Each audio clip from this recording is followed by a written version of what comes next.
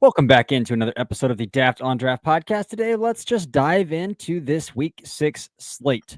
By the time you are listening to this episode, New Mexico State will already have beaten Sam Houston, but we're not going to talk about anything there anyway. And then, as far as Friday games goes, James, there's just West Virginia BYU.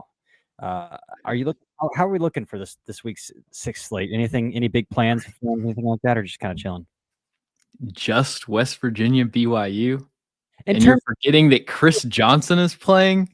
that's true. San Diego State cornerback Chris Johnson facing the mighty Colorado State Buffaloes. Yeah, I was just looking Rams. at P4 versus P4. But yeah, in all seriousness, I mean, Friday, you got BYU, West Virginia. You've got New Mexico, San Jose State, which we've talked about Keyshawn James newbie, but I don't know that San Jose State is necessarily circled matchup on the calendar. Yeah.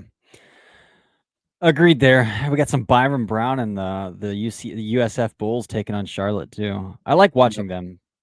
They're not, loaded with NFL draft prospects, but so what would be the next potential group of 5 playoff team after USF? Memphis, probably. Memphis, yeah. Probably Memphis would be my best bet right now. All right. So other than LJ Martin in that West Virginia BYU game, though, I don't think there's much going on there. Yeah, I mean, you got the BYU linebackers. Oh, Isaiah Glasker as well. Yeah. Isaiah Glasker, Jack Kelly. I wasn't a huge fan of Jack Kelly when I watched him last year, but I haven't looked into his tape this year. You got Chase Roberts, the BYU receiver, and then also Keanu Tanuvasa, the defensive lineman, who are potential draft picks, top 250 on the consensus board. I haven't watched either, though, so I can't really give any insight. Nope. Me neither. Moving into Saturday, though, we got another fairly loaded slate here. It honestly feels like the most boring game to talk about is Kentucky-Georgia. Georgia's a 20-point favorite in this game, and I'm just not sure there's a head-to-head that I'm like, yeah, this maybe Joshua Braun versus Christian Miller, but yeah, that's about it as far as one-on-ones. Yeah. Kentucky's pretty barren. Yeah, it is. And I mean, they've got some good players playing for other schools that used to play for them. Yep, like Dane Key in Nebraska is a pretty good example there. But Barry and Brown. Barry, yeah, we've talked a lot about Barry and Brown on this podcast. I can tell you've talked a lot about Barry and Brown. And honestly, Georgia is kind of barren relative to Georgia standards. Because I see 3 day 2 or better picks right now in CJ Allen, Christian Miller, and Dalen Everett. Yeah, and do you see anyone else that I'm missing? Nope. Their best player is the right guard, but he's a true freshman. So yeah, from my perspective, anyway. Yeah, and then it's excuse me, geez, it's actually pretty hard to sell me on Dalen Everett even still too. Right. And I even think CJ Allen's tape hasn't been great this year either. I think I've mentioned that as well. So yeah, it's just been it's a weird year for Georgia football. And Christian Miller projects as a good DT2. Yeah. So Cincinnati, Iowa State. I was looking forward to Jeff Caldwell and Cyrus Allen and those guys against Jontez Williams, but Jontez Williams is out for the season. So I think switching my attention in this Cincinnati game, I just want to see Brennan Sorsby stack some games. We had a good outing last week. Can we stack these games?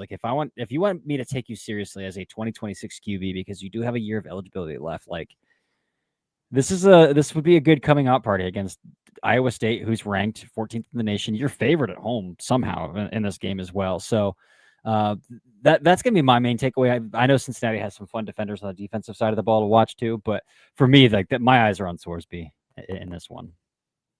Yeah, Sorsby, and then you've got the Cincinnati linebacker Jake Golday, and Iowa State nose tackle Dominique Orange, aka Big Citrus. Those are my 2 top-graded players in this game. Both have late day 2 grades. Love it. Wisconsin, Michigan. Again, we don't need to go through all of these games, but I do want to point out in this game two things. One is Justice Haynes going to have a 70-yard run in this game, like he has Probably. every other freaking game this year? And two, like Jayshawn Barham, low Kind of key, kind of interesting. cooking at edge. Yeah. He's low key kind of cooking at edge. So again, Wisconsin doesn't have an offensive line like the Wisconsin of old used to have, but Correct. Again, it's still noticeable. Like this would be what his third game at edge total. So like that's worth watching for me. So I'm gonna keep an eye on Jayshawn Barham in this one, moving from interior. I'm sorry, from inside linebacker to edge in this game as well. Yep, he's been pretty impressive so far. Yeah. All right, man. We gotta scroll a little ways here to find some fun match. K-State versus Baylor will be a good like Big 12 football game.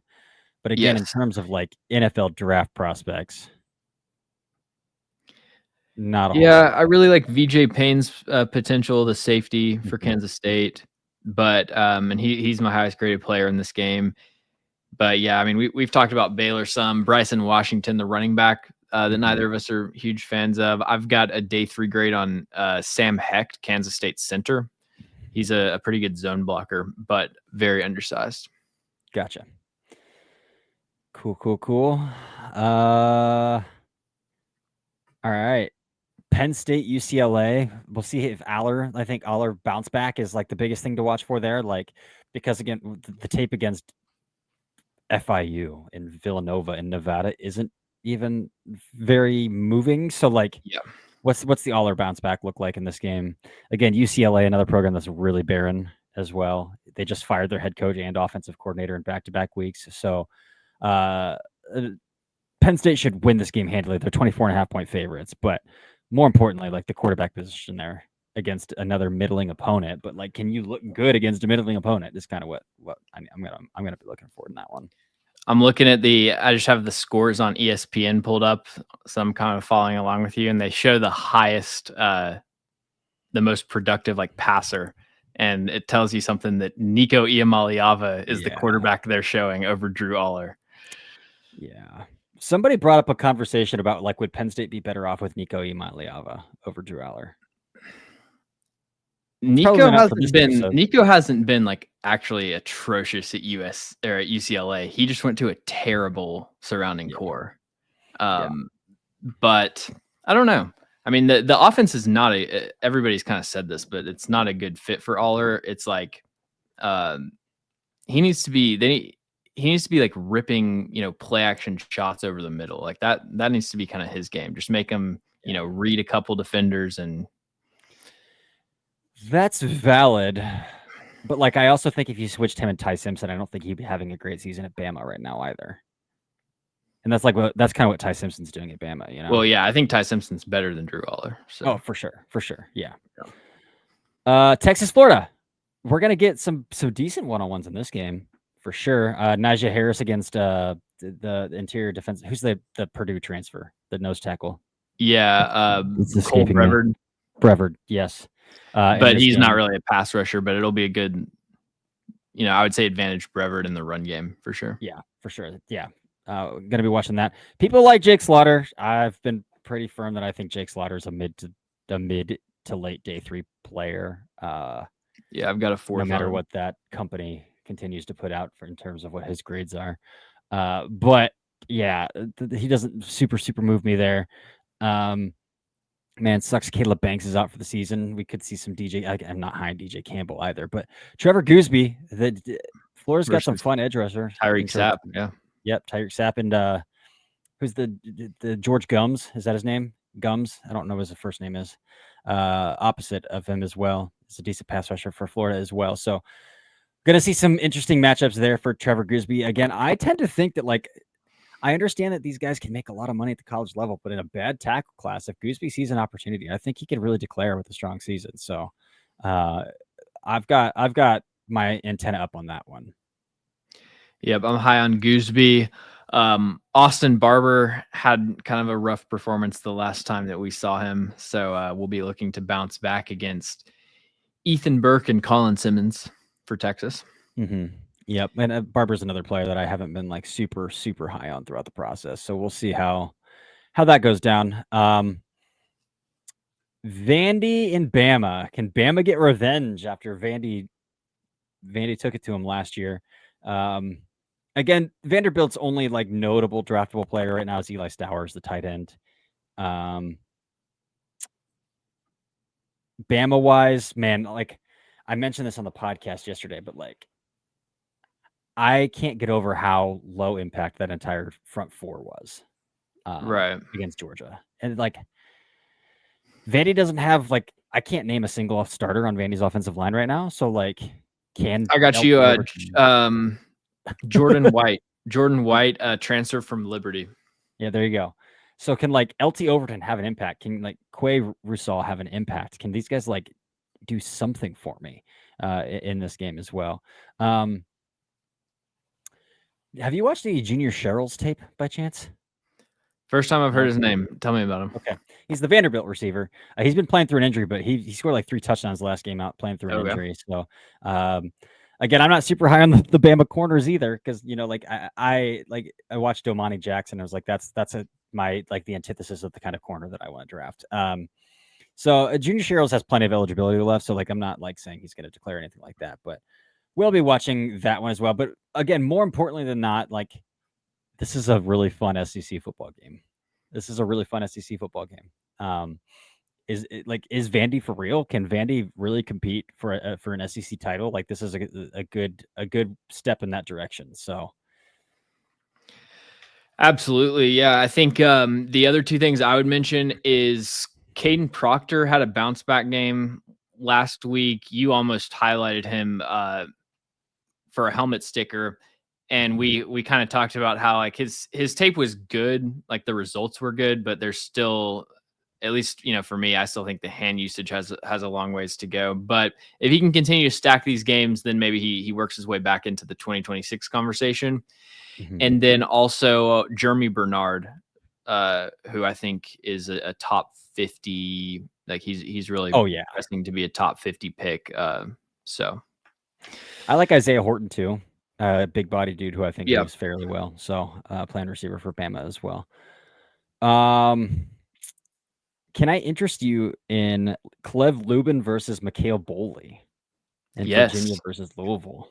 That's a low-key fun one.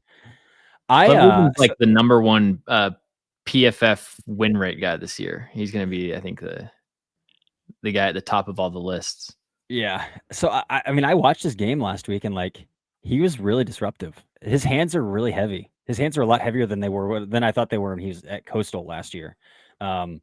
So I thought he was landing some punches. I think he's got like a good blend of bend and explosiveness. So like he can win through the chest a little bit and he can kind of rip through and take a tight corner. So I think he's a decent DPR, sawed off guy, like what, 6'3", probably 6'3", 250 maxed out. So I think he's a little sawed off, but he's a fun player. And then Mikhail Boley, I highlighted him a couple weeks ago. Moves very well, very good athlete at left tackle for Virginia. So Virginia's ranked for the first time in a while. So going to be watching that one too. Did you watch Mikhail Boley against Florida State? Yeah, it was a step down. Yeah. But so I'm hoping for kind of a bounce back here with Lubin coming off. Although Lubin came off the right side almost exclusively, so we might not even see that head to head. But we'll see if we get a few head to heads here. And I mean, at a certain point, you know, heading into the year, it looked like you might be able to coast to being a top 5 receiver in this class, but all of a sudden there's a lot more competition, and it'll be interesting to see if Chris Bell can stack another game.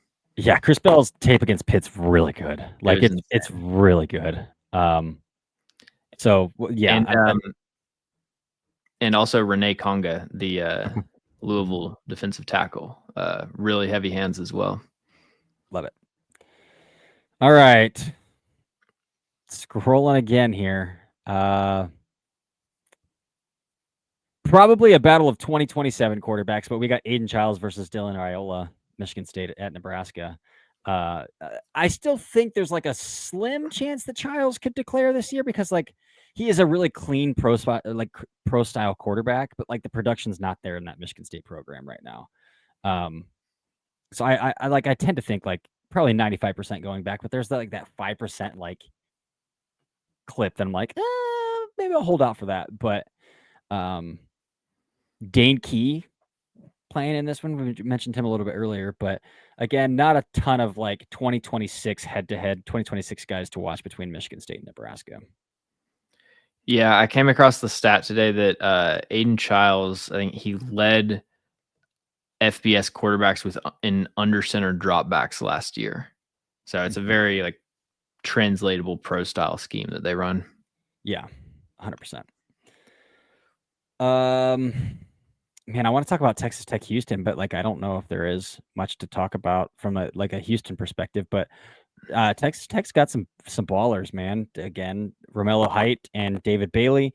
Can Baron Morton bounce back? Because Baron Morton might be on the hot seat a little bit heading into this one. Yeah. Based on how Will Hammond played after he got that concussion against Utah. So Morton might need a pretty decent bounce back here. And again, I don't think he's going to declare this year, but like I kind of like Coy Eakin, the wide receiver for Texas Tech. Have you watched Eakin at all? I have not. Okay. He's very funny because he's a redhead, and you don't see a lot of redhead wide receivers out there playing college football. But it's pretty funny. But he's nice. Also, would say Texas Tech linebacker Jacob Rodriguez. I was on a podcast for 32 beat writers, and we talked about Jacob Rodriguez. He's somebody I know a lot of people like, apparently having a very good season. And then really the one Houston player on my radar is Tanner Koziel, the tight end, who we've talked about a little bit. Yeah. I haven't turned on I didn't love his Ball State tape. Yeah. He's a day 3 guy. Yeah. We'll see if the tape looks a little smoother. Again, I thought he was like a pretty clunky mover, but we'll see if like maybe with the increased play speed in the Big 12 and Power 4 level, if it still looks clunky or if it looks a little faster. Minnesota, Ohio State. Again, I like Drake Lindsey, but he's not draft eligible for Minnesota. Greg Johnson, I haven't checked back in this year. I liked Greg Johnson, the interior offensive lineman coming into the season for Minnesota, but I haven't really checked back in there at all. Have you? I haven't I haven't even checked back in initially. Like I haven't even checked in. So yeah. Okay. But the player that I do really like for Minnesota is Anthony Smith, kind of the hybrid defensive line edge rusher guy. Reminds me a lot of Baron Sorrell from last year. They're kind of like similar style players where he has good bend and flexibility for his size, but he had a really nice week. This past week, I think 7 pressures, 2 sacks off the top of my head. And yeah, we'll be interested to see him. He's my highest graded Minnesota player. Yeah. By far.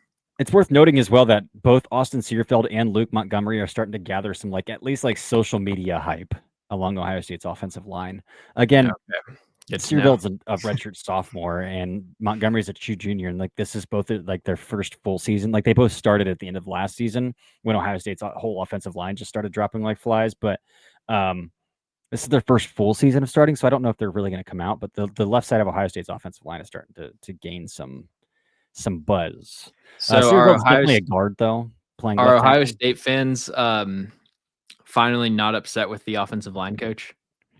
It's a different one this year. So, oh, really? Yeah. So, their old offensive line coach, Justin Fry, I'm not 100% for sure, but Shane Bowen is their offensive line coach now from Virginia Tech last year. Oh, so he's their offensive line coach now. Miami, Florida State. This one's interesting. Miami's offensive line is unison good. I like Moe Noah, obviously. Inez Cooper, I think, is fine. But as a unit, they're very good. And I've been kind of surprised at how good I think Florida State's defensive line is as a unit as well. Again, I don't individually like Darrell Jackson or a lot of the guys as prospects, but I think as a unit, they play pretty well together. So that trench battle between Miami's offensive line and Florida State's defensive line should be a pretty good one, I think. Yeah. I think I'm probably higher on Darrell Jackson than you, but it's more of a projection for sure. He's long. He's long. Yeah. I mean, he has 35 and a quarter inch arms, 6 what is it? 6'5", 6'05", 341, 35 and a quarter inch arms, 86-inch wingspan is the biggest ever for defensive tackles. Huge. So Deuce Robinson is coming off of a pretty big game for Florida State as well. That was capped off by a brutal drop, a brutal bobble that he couldn't secure in the back of the end zone. But technically draft eligible. Miami doesn't have a notable corner that I'm like, yeah, that's a really good matchup. But Deuce Robinson is worth watching coming into this game as well. Ruben Bain. I'm interested. Yeah, I mean Ruben Bain for sure. Yeah, can he continue? Look like the best player in college football? Yeah. I'm also interested to see CJ Daniels. He's really stood out just with some incredible catches early in the season. So can he pick that back up? And then obviously Carson Beck. I mean, we've talked extensively about him, but how he plays this year, I think will determine whether he's a early 3rd round pick or a early 5th round pick. Yeah. Yeah. I think I agree there as well. Yeah, we got Jerry Wilson for Florida State too. So CJ Daniels might because CJ Daniels plays a little bit in the slot there too. So we might see some Jerry Wilson on CJ Daniels, which would be fun. Mississippi State, Texas A&M. Again, Mississippi State in terms of 2026 prospects, not a good look, but A&M looks like a legitimate national championship contender with a ton of NFL draft prospects as well. So, but Mississippi State as a team looks on the up and up. Yeah, there's going to be some guys, I bet, like for Mississippi State that kind of pop up over the next 5 weeks, probably like a couple, draftable players. Because I haven't studied really a bunch of players on their roster individually, but they are a really good team. Yeah. I know Ryan likes one of their corners. Yeah, I like the safety Isaac Smith, but he's the only guy that I've really studied. Yeah. And wise, Casey Concepcion, can he continue his ascension? I really like Chase Bezantis, the left guard for A&M as well. People like Trey Zune, who's playing left tackle, but definitely a guard at the NFL level. I'm okay either way there. Le'Veon Moss, the running back, people like Le'Veon Moss as well. So A&M on the offensive side of the ball has quite a bit of NFL talent. Defensively, the safety Dalton Brooks from Friday Night Tykes. I don't know if you ever watched Friday Night Tykes, but Dalton Brooks was a Friday Night Tyke. I know that some NFL teams like Dalton Brooks as well. Anybody else in that, and Will Lee, obviously. Mississippi State's going to spread to every blade of grass and really try to push vertically. So we'll see how Will Lee. I mean, that's gonna stretch Will Lee. So this will be an interesting matchup schematically for him. Yeah, they've got dudes really at every level for Texas A&M. Willie the third had a nice week against Auburn's receivers, although it's kind of like I tweeted, it's like a nice low pressure warm up game where you can just work on your technique if you're going up against Jackson Arnold, because you can get cooked and he won't see it. So it's just and you're going up against great competition. It's like the ultimate workshop. But he played really well. You got Cassius Howell, the edge rusher. Up front. Also, Albert Regis is a pretty solid nose tackle. And then Torian York, the linebacker, had a really good week last week. Yeah, York's decent. I wonder about his athletic ceiling, but he's a decent player. How high would you draft Cassius Howell knowing that his arms are 30 inches long? So I have a mid-3rd round grade on him right now. That kind of feels like the cap. Middle of the 3rd round. Yeah, it's tough to take a guy with 30-inch arms earlier than that. And Torian York, by the way, athletic score 7.7, speed score 25.1, acceleration score 35.1. So not great. Not great. Not great. Not great at 235 is not terrible, but 6 foot. All right, man. I'm not seeing any other matchups worth talking about here on the slate. Colorado TCU, Eric McAllister versus DJ McKinney, but I think DJ McKinney's probably trending towards going back to school at this point. Has he had like rough tape? I haven't watched Colorado defense yet. It's not like CB2 tape the way that people said it was coming into the season. Oh, okay. Yeah. Same with like people like scouts were telling me like, oh, Marion Miller is a 1st round pick. He's got to get the heck out of Boulder then because he's not getting the football. And then from TCU's perspective, yeah, Eric McAllister's fine, but like I think that's probably like a day 3 wide receiver. Same with the Dwyer kid, the Idaho transfer. So like Josh Hoover, we can talk about Josh Hoover a little bit if you want to. Again, redshirt junior, he could come out. I've heard that like TCU expects him to come back, but like schools can expect a player to come back all they want, but if they explode and have a great year, like their hand is forced a little bit. So Hoover's trending in the right direction. I do really like Hoover. I think that I would probably lean towards him coming back.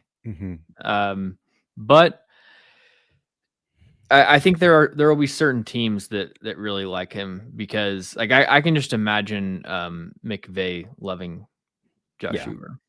Yeah, for sure. I could as well. The other matchup that I was scrolling through, the only other one that we didn't talk about would be Washington, Maryland. Maryland doesn't really have anyone that I'm tapped into, but Washington, Jonah Coleman, could he make a case for RB1? I don't know. Probably not because he doesn't have the breakaway speed, but I think he's such a clean prospect outside of that, and been really impressed with his tape so far this year. Have you watched Wayman Jordan yet for USC? Yes. Who would you draft first, Jonah Coleman or Wayman Jordan at this point? So I would probably draft Coleman, but Jordan would be my RB3. Wayman, his tape is good, and he has like the body type that I adore in running backs, and his patience and vision is exceptional. Right. Exceptional. I do want to see him like break a long run so I can kind of see if there's like the third gear. Yeah, he's got let me see what his But it didn't happen in the Illinois game that I watched. Tracking is. Yeah, let's check that out real fast before we get out of here. All right, Wayman Jordan. Speed score 78.5. It's not bad. It's not terrible. So awesome. Cool. Anything else for the people, James, before we get out of here on that's this all we got Friday episode? I think that's all we got. Again, we'll be back next week on Monday, breaking it all down, giving out helmet stickers as we always do. And we are like hitting midway through the season already, which is bizarre. But yeah, it's good to be in conference play. Good to have some games to talk about. But until next time, enjoy the weekend. Drink some beers with your friends, or if you're sober, drink some Coke Zeros with your friends. I don't know. Have a good time. Watch some football. But this has been another episode of the Daft on Draft podcast. See ya.